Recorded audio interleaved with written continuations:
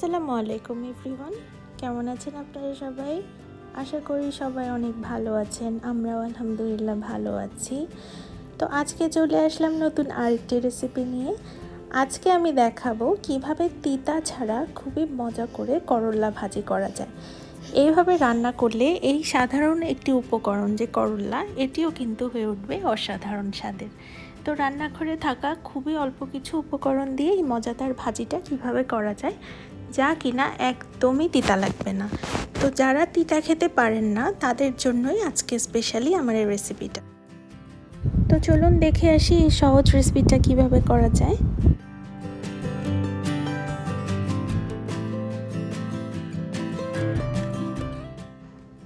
তো শুরুতেই আমি এরকম একটা বড় সাইজের করলা নিয়ে নিয়েছি। এবার আমি এটাকে চিকন চিকন করে কেটে দিব।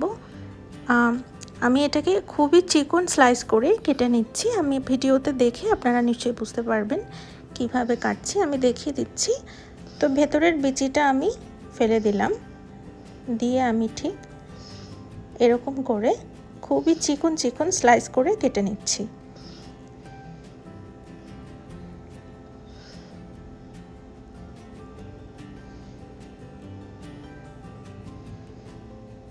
দেখুন ঠিক এরকম চিকন করে কেটে নিলাম।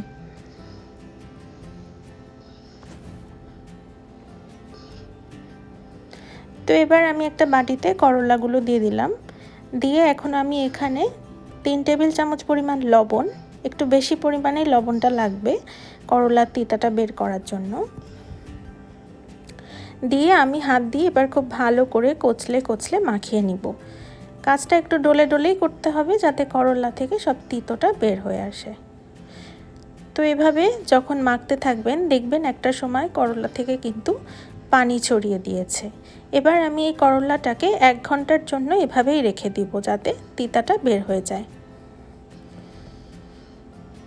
এখানে আমি 5-6টা বড় সাইজের রসুনের কোয়া এভাবে চিকন চিকন করে কুচি করে নিচ্ছি।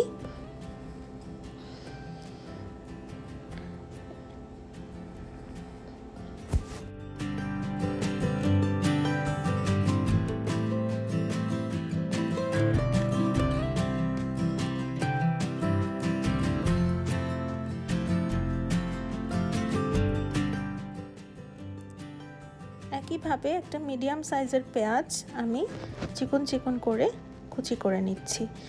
তো করলা ভাজিতে কিন্তু এই ভাজিটায় কিন্তু পেঁয়াজ, রসুনের এবং আলুর পরিমাণ একটু বেশিই লাগবে। তো পেঁয়াজ একটু চিকন চিকন করে আমি কেটে নিচ্ছি, জাস্ট একটু লম্বা লম্বা করেই কেটে নিলাম। তো পেঁয়াজ রসুন কাটা হয়ে গেছে, এখন আমি আলুটাকেও চিকন চিকন করে কুচি করে নিচ্ছি।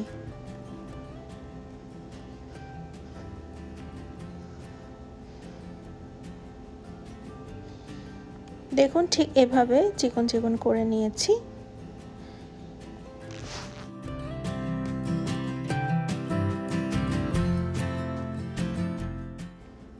তো আলুগুলো তো কাটা হয়ে গেল, এদিকে আমি 5-6টি বড় সাইজের চিংড়ি মাছ পরিষ্কার করে নিয়েছি। তো এবার চলুন রান্নাটা শুরু করা যাক। তো আমি একটা প্যানে এখানে 1/2 কাপ পরিমাণ সয়াবিন তেল দিয়েছি এবং পেঁয়াজ রসুন কুচিগুলো দিয়ে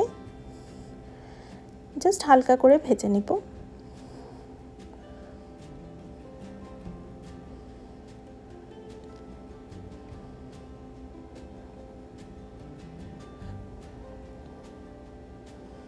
তো পেঁয়াজ রসুনটা যখন একটু ভাজা ভাজা হয়ে আসছে তখন আমি এখানে আস্ত কাঁচামরিচ অ্যাড করেছি 3টা, আপনারা চাইলে এটাকে চিড়েও দিতে পারেন।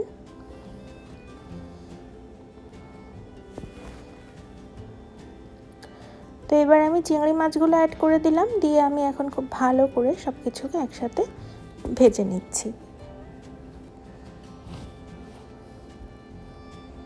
এখন আমি এখানে 4 চিমটির মতো এখানে একটু হলুদের গুঁড়ি দিয়েছি, খুব বেশি দিইনি। আপনারা চাইলে হলুদের গুঁড়ি ছাড়াও দিতে পারেন, বাট হলুদের গুঁড়ি দিলে দেখতে একটু সুন্দর হয়, এজন্য আমি একটু দিয়েছি এই ভাজিটাতে। তো দেখুন সব কিছু কিন্তু ভাজা ভাজা হয়ে আসছে এবং অনেক সুন্দর একটা স্মেল আসছিল। তো আমি আরও কিছুক্ষণ ভেজে নিচ্ছি।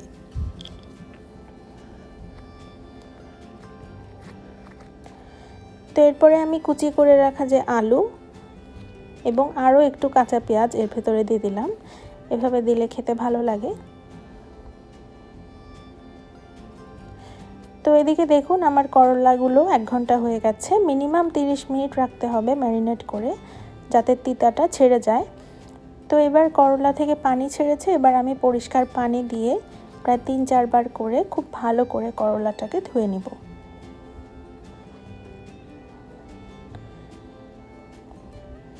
তো এভাবে চিপে চিপে করলা থেকে কিন্তু পুরো তিতাটা বের করে পানি ঝরিয়ে আমি একটা পাত্রে নিয়ে নিচ্ছি।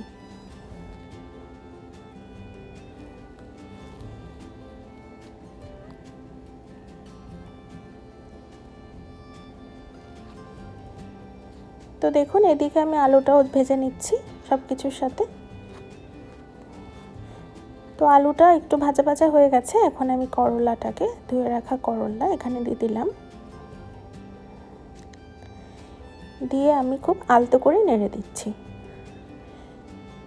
তো করলা ভাজি সুন্দর হওয়ার 1 নাম্বার টিপস হলো করলা ভাজিতে বেশি পানি দেওয়া যাবে না, এটাই কোনো পানি অ্যাড করা যাবে না। তো আমি এখানে 2-3 চিমটি পরিমাণ লবণ দিয়েছি, যেহেতু আমি করলায় লবণ দিয়ে ম্যারিনেট করেছিলাম তখন, এজন্যই আমি লবণটা কিন্তু বুঝে দিতে হবে, লবণ বেশি দেওয়া যাবে না। তো যেটা বলছিলাম, করলা ভাজি সুন্দর হওয়ার 1 নাম্বার টিপস হলো করলা ভাজিতে কোনো পানি ইউজ করা যাবে না এবং ঢাকনা দিয়ে রান্না করা যাবে না। ঢাকনাটা দিয়ে দিলে কিন্তু অনেক বেশি তিতা হয়ে যাবে। এবং খুব আলতো করে এভাবে জাস্ট উল্টে পাল্টে রান্নাটা করে নিতে হবে, খুব বেশি কিন্তু নাড়ানো যাবে না, জাস্ট নিচ থেকে উপরে এভাবে উল্টে দিতে হবে। এবং পুরো রান্নাটাই কিন্তু আমি মিডিয়াম আঁচে করছি। দেখুন কিছুক্ষণ ওয়েট করছি, তারপরে উল্টে দিচ্ছি।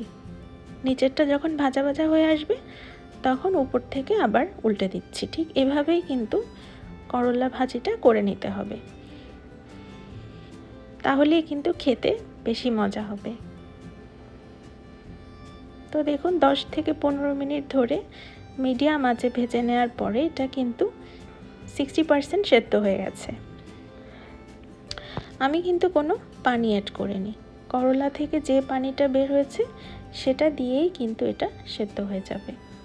পানি অ্যাড করলে কিন্তু এটা কাদা কাদা হয়ে যাবে, খেতে একদমই ভালো লাগবে না এবং বেশি তেতো লাগবে। এজন্য করলা ভাজিতে পানি অ্যাড করা যাবে না। তো এভাবে ধৈর্য ধরে উল্টে পাল্টে আমি এভাবে ভাজিটা করে নিচ্ছি। আবার এভাবে বিছিয়ে বিছিয়ে দিচ্ছি, কিছুক্ষণ ওয়েট করে আবার উল্টে দিব। ঠিক এভাবেই আমি করলা ভাজিটা করে নিচ্ছি। আপনারা ভিডিওতে দেখেই নিশ্চয়ই বুঝতে পারছেন।